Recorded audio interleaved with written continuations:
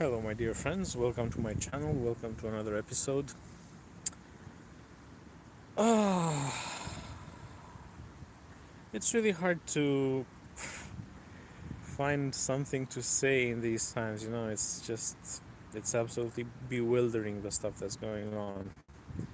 So, we're probably in the closest point to self destruction in the past 100 years.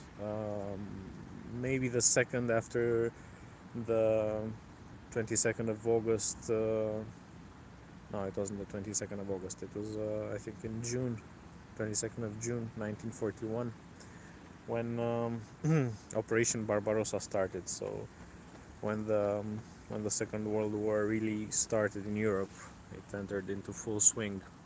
So from 1924 to 2024, probably that was the most dangerous point. And the one that we are in now is the second dangerous. It is way more dangerous than the Cuban Missile Crisis, because during the time of the Cuban Missile Crisis, the leadership in Washington was quite rational. So they understood game theory, they modeled their strategic decisions according to game theory. Game theory was actually invented in order to make strategic decisions during the Cold War. It was invented by John von Neumann while working for the Rand Corporation, so a military think tank.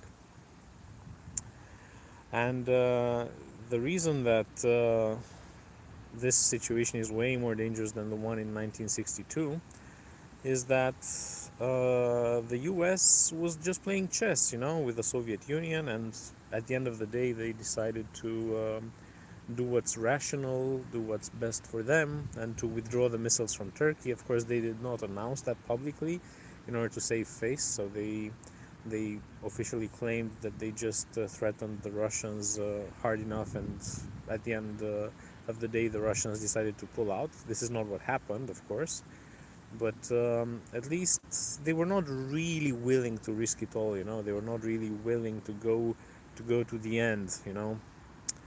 And okay, there were several other confrontations during the Cold War, proxy conflicts, which remained at a proxy level and which never had a chance to actually escalate on the territory of the opposing sides. Um, there were also these mishaps, these near accidents when various systems malfunctioned, and it had appeared that that one side had already sent nukes towards the other. But apart from that, there was never really anything to this magnitude going on during the Cold War,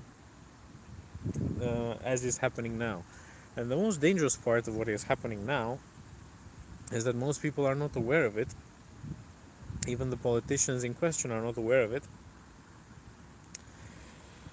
because there's no more opposition, there's no more domestic opposition to this agenda. So everything that goes against the grain of the official agenda, of the official narrative, is deemed Russian disinformation. All the people who spread it are deemed Russian disinformators, Russian agents, and so on.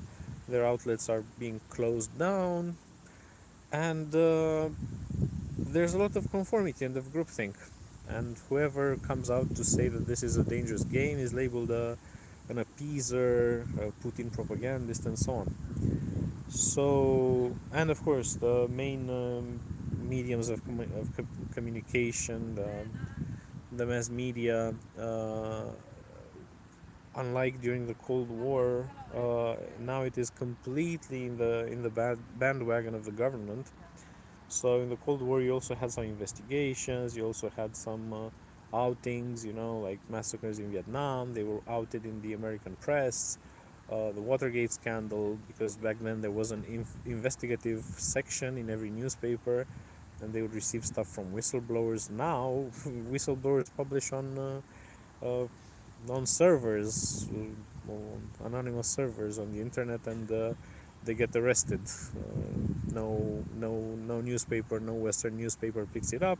It is just deemed Russian disinformation or hybrid warfare or whatever. So the journalists have militarized their profession. They are now in lockstep with the government, and they just convey the official narrative and nothing else. So it's very hard for people to actually understand that we're playing a really, really, really, really, really extremely dangerous game.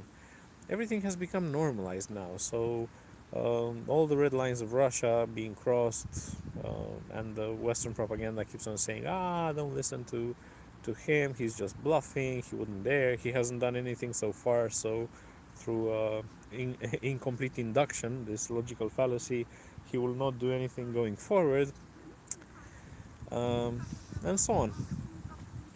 We are now becoming accustomed to the fact that the powers that be in the United States are trying to take out their adversary, their political adversary, Donald Trump. So we have already had the second shooting of the attempted assassination of Donald Trump. This time with a person, through a person way more connected to the deep state than the first one, even though the first guy appeared in the commercials for BlackRock, who is the main entity to gain from the Ukraine war. It has already bought up all of Ukraine's agricultural land and a lot of its industry, and it has also pledged to help with the reconstruction, meaning that Zelensky has already signed a deal that BlackRock will get the spoils of the reconstruction work as well after the war will have finished. So, but this shooter was actively recruiting American mercenaries, and not only American ones, for the war in Ukraine. And he was in Ukraine, and he was interviewed in Ukraine by all sorts of deep state operatives posing as journalists. And of course, he has a criminal record, just like the Romanian mercenaries there. It's funny that the people who go and become mercenaries in such conflicts, they've all been to jail, officially they have this unspoiled image, this untouched image of doing good and whatever, but they're like all ex-convicts, and they're going there to make money through the donations, and because they would not be able to get a regular job because of their criminal records and so on. So yeah, and yeah, it's really I don't know. It kind of leaves me without words. The point we are in, and the kind of stuff that's going on in the West. How just ordinary all of these things that used to be extraordinary in the past, how ordinary they have become, and how accustomed people have become to this. So this is essentially what I wanted to tell you. I don't even know if it makes any sense to have sit reps anymore. It's like, what is there to say? What is there to say? So I hope there'll be no more escalation. But then again, it's kind of hard to hope for it, because so much is at stake. So all the Western elites are seeing their power crumbling. With this rise of the non-aligned world, and yeah, I guess for them, losing power is just as bad as losing their lives, if not even worse. It's hard for them to, after 500 years of domination, it's hard for them to imagine themselves in a scenario where they would be ordinary people. So I guess for them everything is on the line, and they wouldn't matter having this war extended. But yeah, that's what I wanted to tell you. I don't really know what to talk about. If you follow what's going on, words are basically redundant to express what bewilderment, disbelief. It's beyond words what's going on. So in hope that nothing extraordinary will happen in the next months. See you at the next episode. Bye.